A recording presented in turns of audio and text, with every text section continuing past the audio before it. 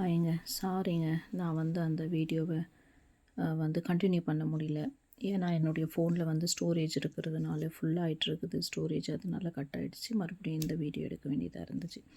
So அதுக்கப்புறம் என்ன ஆச்சுன்னா, என்னுடைய கிட்னி வந்து ஃபங்க்ஷன் ரொம்ப கம்மியானதுனால அதையும் நான் ஒரு பக்கம் வந்து சரி பண்ண வேண்டியதாக இருந்துச்சு. நான் என்ன சொல்ல வரேன் அப்படின்னா, எல்லாருக்குமே வந்து நம்ம வீட்டில் விளை வைக்கிறது செடிகள், கொடிகள், காய்கறிகள்னு எல்லாருக்குமே ரொம்பவே விருப்பம் இருக்கும்.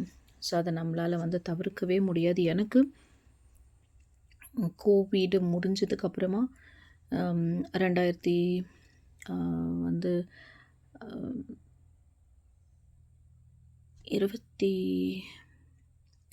22ல் நினைக்கிறேன்னா, அப்போவே எனக்கு வந்து டாக்டர் வந்து அட்வைஸ் பண்ணாங்க.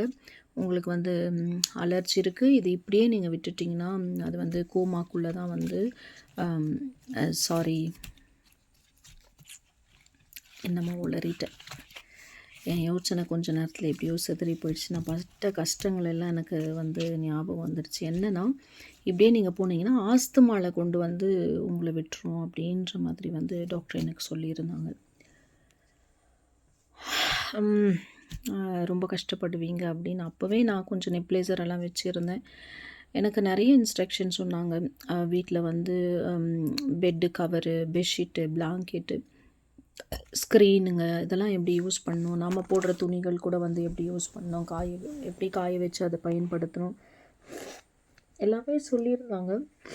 இப்போ கூட பாருங்கள், காலையிலேருந்து எனக்கு கோல்டு இல்லாமல் இருந்தது. இதை போய் நான் கட் பண்ணிவிட்டு வந்தேன். இப்போ எனக்கு அலர்ஜி ஆகிட்டு அப்படியே மூக்கில் பச்சை தண்ணி மாதிரி ஒழுகுது.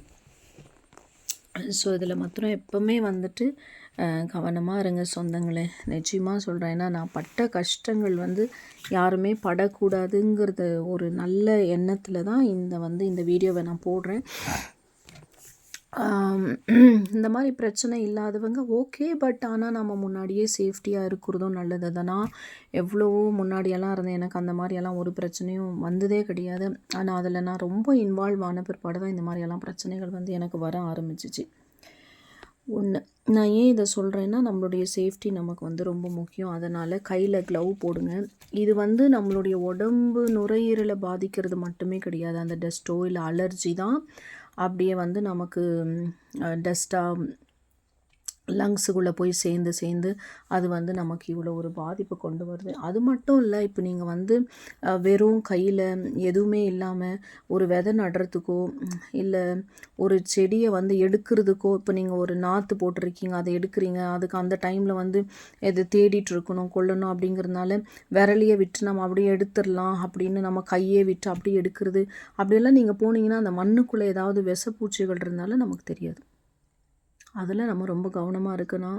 அதனால் என் சொந்தங்களே தயவு செய்து க்ளவ்வை யூஸ் பண்ணுங்கள். மாஸ்க்கை கம்பல்சரி யூஸ் பண்ணியே பண்ணுங்க. ஏன்னா நம்ம நிறைய மண்ணில் இருக்கிறதுனால அந்த மண்ணுகள் எல்லாம் அப்படியே நம்மளுடைய நுரையீரலுக்குள்ளே போய் அது நமக்கு அலர்ஜியை ஏற்படுத்தி நமக்கு வந்து அது நுரையீரல் பாதிப்பையும் கொண்டு வருது. அதையும் மிஞ்சி இன்னும் கொஞ்சம் அதிகமாக போச்சு அப்படின்னா நிமோனியா, அது எந்த அளவுக்கு நம்மளை கேன்சரில் கூட கொண்டு போய் விட்டுருமா அப்படிங்கிறது வந்து என்னுடைய கருத்தாக இருக்குது நிச்சயமாகவே. அதனால் தயவு செய்து எல்லாருமே நீங்கள் வந்து என்ன பண்ணுங்கன்னா, மாஸ்க் யூஸ் பண்ணுங்கள், கைக்கு வந்து க்ளவ் யூஸ் பண்ணுங்கள். நீங்கள் மாடி தோட்டத்தை வச்சுருந்தாலும் சரி, இல்லை நீங்கள் வீட்டு தோட்டத்தை வச்சுருந்தாலும் சரி, தயவு செய்து காலுக்கு ஒரு ஷூ போட்டுக்கிறது பெஸ்ட்டுன்னு எனக்கு தோணுது. செருப்பை விட ஷூவாக நம்ம போட்டுக்கிட்டோம் அப்படின்னாலும் ஒரு தேலோ பூரானோ இல்லை மற்ற ஏதாவது விஷப்பூச்சிகள், புழுகுகள் ஏதாவது நம்மளுடைய காலை வந்து அது வந்து நம்ம கடிக்கிறதுக்கு வாய்ப்பை நம்ம கொடுக்காம இருக்கிறது நல்லது அப்படின்னு நான் நினைக்கிறேன். அதனால் கைக்கு க்ளவ் போடுங்க, முகத்தில் வந்து மாஸ்க்கு போடுங்க.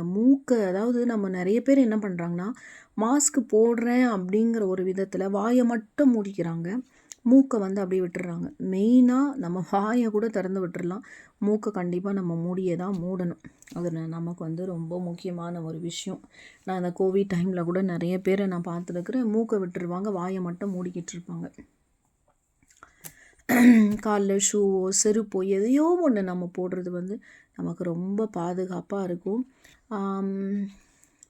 என்னென்னா, எனக்கு தெரிஞ்சு யாரோ ஒரு சகோதரி வந்து தோட்டத்தில் வந்து வேலை செய்யும் பொழுது தான் வந்து அவங்களுக்கு தெரியாமலேயே அவங்க மண்ணில் வேலை பண்ணிகிட்டு இருந்தப்போ ரீபாட் பண்ணுறாங்களோ ஏதோ ஒரு வேலை பண்ணிகிட்டு இருந்தப்போ அவங்கள வந்து ஏதோ ஒரு பூச்சி கடிச்சிட்டு அது என்ன ஆச்சுன்னு அவங்க கவனிக்காமல் அப்படியே வந்து விட்டுட்டு கடைசியில் அவங்க வந்து மரிச்சே போயிட்டாங்க, அவங்க இறந்துட்டாங்க அப்படிங்கிற ஒரு நியூஸ் வந்து ஒரு சகோதரி சொல்லி எனக்கு தெரிய வந்தது. அதனால் ஏதாவது ஒரு பூச்சி கடித்தாலும் நம்மளாவே ஒரு விஷயத்த கொசு தான் கடிச்சிருக்கோம், இல்லை ஒரு வந்து கொழுவி கடிச்சிருக்கோம் அப்படின்னு நம்ம இல்லாமல், நம்ம ஏதாவது கடிச்சிச்சு அப்படின்னு நமக்கு தெரிஞ்சிச்சு, அது கொஞ்சம் நமக்கு வந்து ஒரு விறுவிறுப்பாவோ வலியாவோ இருந்துச்சுன்னா தயவு செய்து ஹாஸ்பிட்டலுக்கு போய் ஒரு டிடி இன்ஜெக்ஷன் வந்து நீங்கள் போட்டுக்கிறது ரொம்பவே நல்லதாக இருக்கும் அப்படின்னு நான் நினைக்கிறேன்.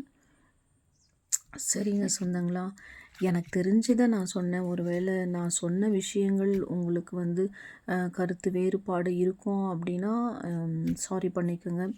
ஆனால் என்னை பொறுத்த வரைக்குமே இது உண்மை உண்மை உண்மை. ஏன்னா இதை நான் அனுபவிச்சதுனால தான் நான் சொல்கிறேன். இது மட்டும் இல்லை, இப்போ ஒரு டைலரிங் வேலை பண்ணுறீங்க, கவர்மெண்ட்ஸில் நீங்கள் வந்து வேலை பண்ணுறீங்க, அதுக்கப்புறமா வந்துட்டு பார்த்தீங்கன்னா தமிழ்நாட்டில் என்ன சொல்லுவாங்க, சடனாக எனக்கு ஞாபகம், துப்புரவாளர்கள்லாம் எல்லாத்தையும் சுத்தம் பண்ணுவாங்க இல்லைங்களா முனிசிபாலிட்டியில், அந்த மாதிரி வேலை செய்கிறவங்களா இருந்தாலும் சரி, நீங்கள் வீட்டு வேலை செய்கிறவங்களா இருந்தாலும் சரி, தயவு செய்து நீங்கள் வந்து என்ன பண்ணுங்கன்னா, இந்த பட்டாசெல்லாம் தயாரிக்கிறாங்க பார்த்தீங்களா, அந்த மாதிரி வேலைகள், அதுக்கப்புறம் இந்த மிஷினில் பவுட்ரு பண்ணுற வேலைகள், அந்த மாதிரி எந்த வேலையாக இருந்தாலும் அது தூசி படிகிற ஒரு வேலையாக இருக்குது அப்படின்னு சொன்னால் தயவு செய்து நீங்கள் உங்களுக்கு வந்து மாஸ்க் போட்டுக்கிறது ரொம்ப நல்லது.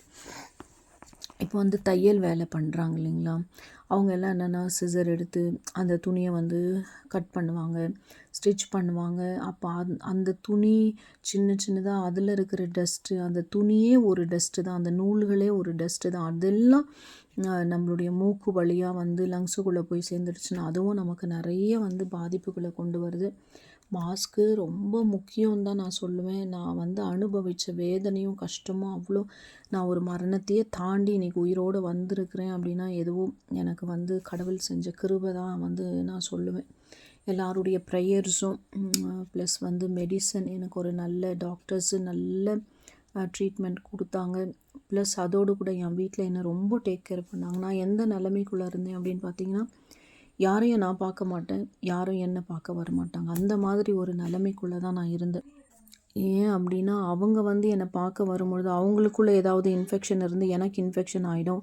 2வது எனக்கு இருக்கிற இன்ஃபெக்ஷன் மற்றவங்களுக்கும் ஸ்ப்ரெட் ஆகக்கூடாது, அவங்களுக்கு இருக்கிறது எனக்கும் ஸ்ப்ரெட் ஆகக்கூடாது அப்படின்னு சொல்லி நான் கிட்டத்தட்ட ஒரு மாதம் அளவுக்கும் ஒரு ரூமில் நம்ம வந்து கோவிட் டைமில் எப்படி இருந்தோமோ குவாரண்டைன் பண்ணிக்கணும் அப்படி தாங்க நான் வந்து என் வீட்டுக்குள்ளவே நான் இருந்தேன். யாரையும் பார்க்குறதுக்கும் இல்லாமல், என்னையும் யாரும் பார்க்க முடியாமல்.